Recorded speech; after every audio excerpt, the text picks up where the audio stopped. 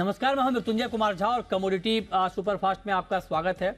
सबसे पहले बात कच्चे तेल की, और कच्चे तेल का भाव आप देखिए कि $92 के ऊपर बना हुआ है। 10 महीने की ऊंचाई पर है कच्चा तेल, और नेमेक्स क्रूड $90 के करीब पहुंच रहा है, और एमसीएक्स पर कच्चा तेल 7400 के ऊपर है। मार्केट के सेंटीमेंट इसलिए मजबूत हैं क्योंकि जो ओपेक की रिपोर्ट आई है डिमांड सप्लाई की, उसमें यह कहा गया है कि सप्लाई में आगे भारी गिरावट रहेगी, जबकि डिमांड इंटैक्ट रहेगी। डिमांड के आउटलुक में कोई बदलाव नहीं किया है, लिहाजा डिमांड अच्छी रहने की जो उम्मीद पहले ओपेक की तरफ से जताई गई थी उस पर ओपेक अभी भी कायम है। लिहाजा मार्केट का सेंटीमेंट मजबूत है, दाम बढ़ रहे हैं।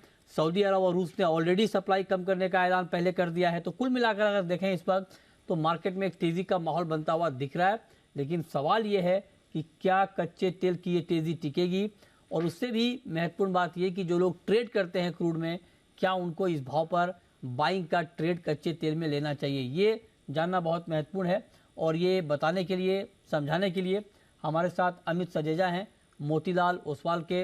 अमित जी, बहुत बहुत स्वागत है आपका। बताएं सर, क्या करें क्रूड में? नमस्कार मृत्युंजय जी।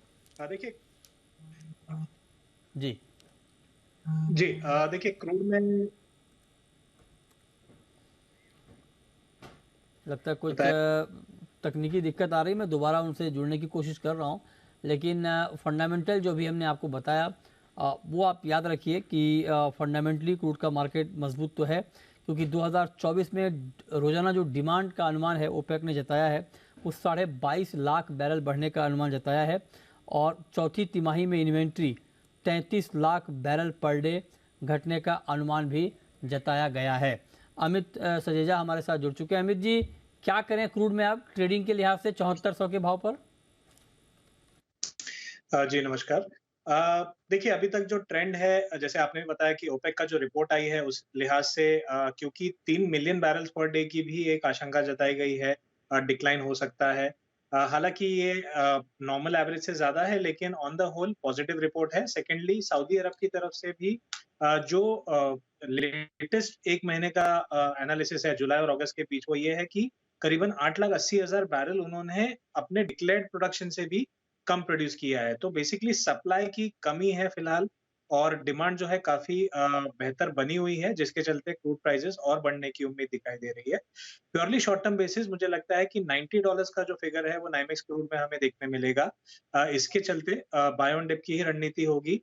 शॉर्ट टर्म बेसिस 7380 के आसपास मैं समझता हूँ कि एक बार डिप मिलेगी, वहां पर बाइंग की जा सकती है। डाउन साइड में 7320 का स्टॉप लॉस होगा, और करीबन 7480 तक के टारगेट होंगे, यानी 7500 के काफी करीब प्राइसेस जा सकती हैं। अच्छा है, तो आप कह रहे हैं कि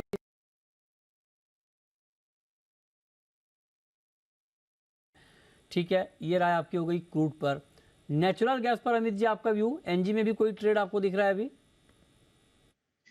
जी देखिए प्योरली मोमेंटम बेस्ड मैं समझ सकता हूँ कि जो कल हमें बाइंग देखने मिली वो जारी रहेगी। अपसाइड में 3 हफ्ते पहले जो हमें हाईज देखे गए थे करीबन 238 से 240 के, वो टेस्ट हो सकते हैं। इस वजह से मैं 225 के करीब बाइंग की सलाह देना चाहूंगा। स्टॉप लॉस थोड़ा डीपर होगा 219 का, 220 के नीचे स्टॉप रखना जरूरी होगा। टारगेट वाइज 234 और उसके बाद 240 तक के भी मूव्स हमें शॉर्ट टर्म में देखने मिलेंगे, ऐसा मेरा मानना है। ठीक है, ये राय आपकी हो गई क्रूड के नेचुरल गैस के ऊपर कि इसमें आपको करना क्या है। इस वक्त करीब 1.25% की गिरावट नेचुरल गैस की कीमतों में दिख रही है। आगे बढ़ते हैं, अब बात करते हैं गोल्ड की, सिल्वर की। गोल्ड का मार्केट बहुत ही रेंज में है, मतलब जब मैं आपको कह रहा हूँ कि बहुत ही रेंज में, तो आप समझिए कि एक्शन बिल्कुल नहीं है गोल्ड में। आप देख लीजिए, खुद ही देख लीजिए, ₹1 महज ऊपर है। 58,627 ये एमसीएक्स पर गोल्ड का लेवल है, और ग्लोबल मार्केट में भी बिल्कुल ठस है मार्केट। आप कह सकते हैं कि बिल्कुल सपाट है, कोई एक्शन है नहीं। तो अब आप जरा बताएं अमित जी कि क्या करें गोल्ड में अभी? जी देखिए प्योरली इंट्राडे और मोमेंटम बेस्ड कॉल मैं देना चाहूंगा, क्योंकि पिछले दिनों हमने काफी बड़ी गिरावट ऑलरेडी देख चुके हैं, लेकिन फिर भी दबाव में दिख रहा है बाजार।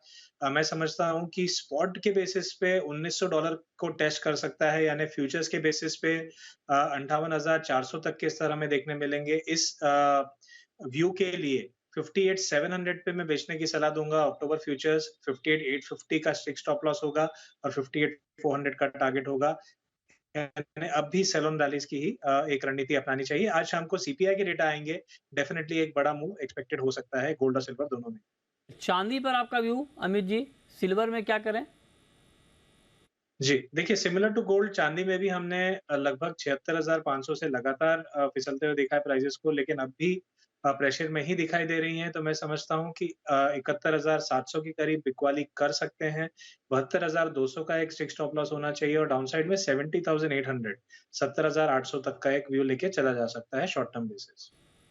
ठीक है, तो ये राय आपकी हो गई चांदी पर, इस पर आप नज़र बनाकर चलें। 71,510 ये एमसीएक्स पर चांदी का ताज़ा भाव है।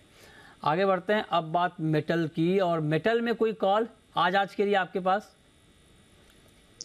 जी, copper I think base metals में एक टॉप पिक की तरह नज़र आ रहा है। मेरा मानना है 733 के करीब ही बाइंग इनिशिएट कर सकते हैं, 730 के नीचे के स्टॉप काफ़ी होंगे और अपसाइड में 738 टू 739 तक का व्यू लेके चला आ सकता है। चीन में जो मेजर्स लिए गए हैं पिछले कुछ दिनों में, एटलीस्ट लिक्विडिटी और स्टॉक मार्केट को उसमें थोड़ी-सी हमें संभलता हुआ दिखा है, जिस वजह से बेस मेटल्स में कहीं न कहीं एक पॉजिटिव आउटलुक दिखाई दे सकता है।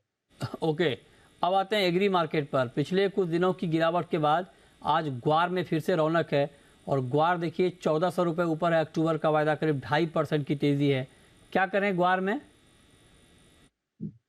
जी, देखिए वैसे तो मुझे दायरे में दिखाई दे रहा है, यानी कि अपसाइड अमित भी जो जी, यहाँ से होगा जीरे में 1400। जीरे में 1400 जीरे रुपये की तेज़ी है। तो हाँ।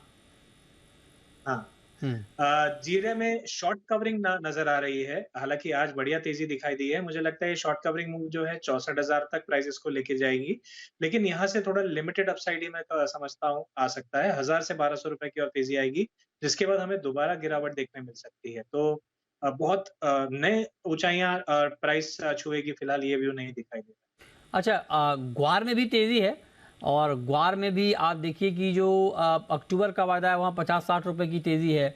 ग्वार सीड में ग्वारगम के दाम भी बढ़े हैं। क्या करें ग्वार में? जी, ग्वार में short term basis yes sir, एक दायरे में कारोबार हो रहा है 6100 और 6400 के बीच। मैं समझता हूँ कि इस दायरे के ऊपरी छोर को प्राइसेस कुछ दिनों में छू सकती हैं। तो शॉर्ट टू मीडियम टर्म यानी 4 से 5 दिनों का अगर मैं व्यू लेके चलूँ, 6400 दोबारा देखने मिले। इस ट्रेड के लिए करंट लेवल पे भी बाय किया जा सकता है। 6180 के नीचे के स्टॉप होने चाहिए और 6400 का टारगेट होगा। सिमिलरली ग्वारगम में भी एक सिमिलर तेज़ी हमें दिखाई दे सकती है और करीबन 13,200 तक के शॉर्ट टर्म लक्ष्य हमें लेके चलना चाहिए। ठीक है, ओके। टर्मरिक पर कोई व्यू है क्या आपका? जी देखिए फिलहाल टर्मरिक में मेरा मानना है अच्छी खासी गिरावट आई है, लेकिन पोजिशनली मुझे लगता है अब भी ट्रेंड अपवर्ड्स ही है, यानी तेजी का ट्रेंड बना हुआ है, क्योंकि बहुत जल्द बहुत ज्यादा प्राइसेस बढ़ गई थी। मुझे लगता है कि थोड़ी बहुत करेक्शन देखने मिली है, लेकिन ब्रॉडली मुझे 12,000 के नीचे पोजिशनली प्राइसेस जाते हुए नहीं दिखती हैं। मैं 13,500 से 14,000 की जोन में जो करंट मार्केट के करीबी है अक्यूमुलेशन की सलाह देना चाहूंगा। पोजिशनली जो स्टॉप लॉस होगा वो 12,000 का होगा और मुझे लगता है कि 18,500 तक के जो नियर टर्म हाइस थे, वो दोबारा देखने मिलेंगे आने वाले 2 अक्टूबर में। ओके, कैस्टर का मार्केट ही बहुत ही दायरे में है। कैस्टर का मार्केट, यहाँ पर कुछ व्यू आपका, कोई ट्रेड आपको दिख रहा हो कैस्टर में? जी, जी। देखिए कैस्टर में भी सिमिलरली मुझे तेज़ी का आउटलुक दिखता है। 6,200 एक इम्पोर्टेंट सपोर्ट है, मुझे उसके नीचे जाती हुई नहीं दिख रही है इमीडिएट प्राइसेस। 6,200 के नीचे के स्टॉप देखकर करंट मार्केट पे भी बाय किया जा सकता है। इमीडिएट तौर पर 6,550 तक का व्यू लिया जा सकता है आने वाले हफ्ते से 10 दिन के बेसिस पे। चलिए, बहुत शुक्रिया अमित जी आपका जुड़ने के लिए, बताने के लिए कहाँ पर ट्रेड का मौका बनेगा।